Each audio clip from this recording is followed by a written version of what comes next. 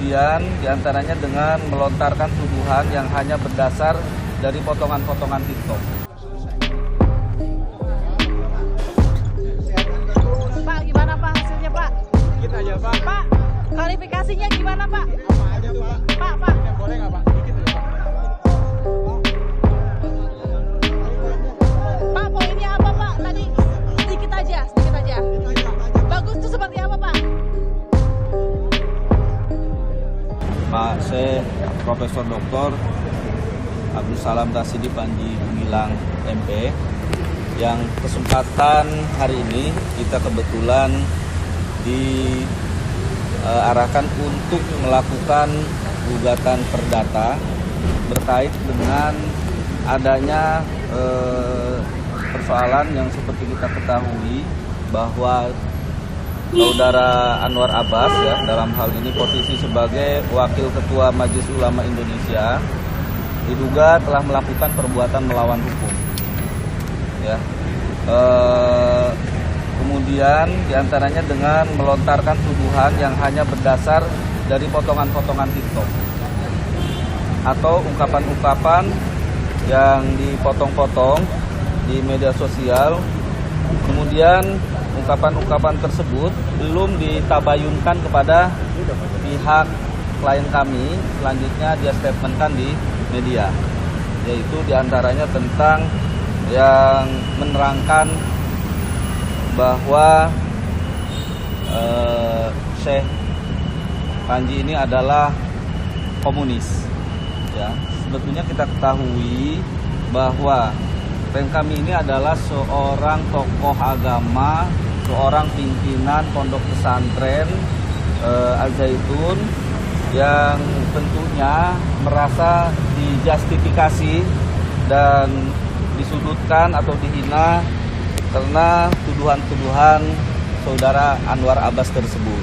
Ya, tentunya hal ini kita sikapi secara elegan karena Syekh Panji ini ketika mengatakan saya komunis tersebut bukan sebuah pengakuan dirinya komunis. Ya, beliau menyampaikan bahwa saat itu beliau sedang memberikan pembekalan kepada santri-santri yang akan belajar di masyarakat atau melepas santri-santri di masyarakat. Kemudian dia menceritakan tentang adanya kerjasama Pondok Pesantren Al-Zaitun dengan pihak perusahaan China. Kemudian dari pihak perusahaan mengutus seorang direktur yang masih muda. Kemudian dia ditanya tentang asal-usul dan sebagainya, dan kemudian dia menanyakan tentang hal agama. Nah, ketika itu dia tidak menjawab satu agama pun yang ada di Indonesia.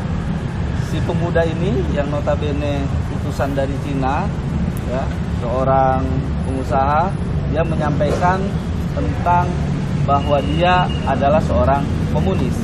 Jadi yang disampaikan oleh Syekh Panji dalam cerita itu kemudian dipotong-potong oleh TikTok, kemudian ada berbagai media menjadi sebuah statement yang ditudingkan oleh Saudara Anwar Abbas kepada klien kami.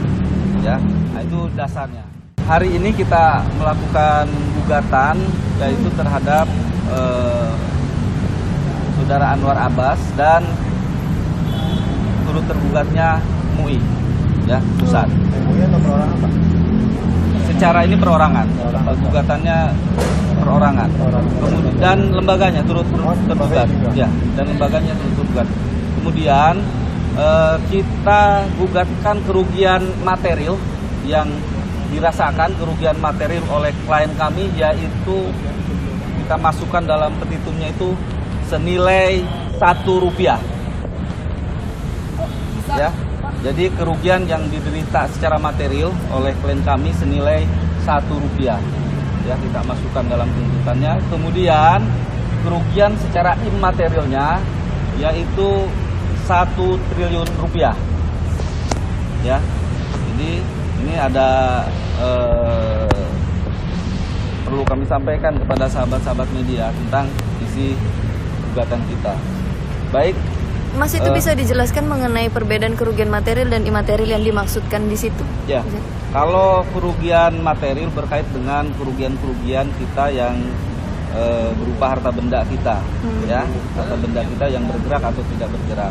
Namun kalau kerugian imaterial ini kita tidak bisa ukur dengan nilai, tapi hanya orang yang merasa dirugikan itulah yang boleh menilai, ya. Maka dasar itu kami sampaikan.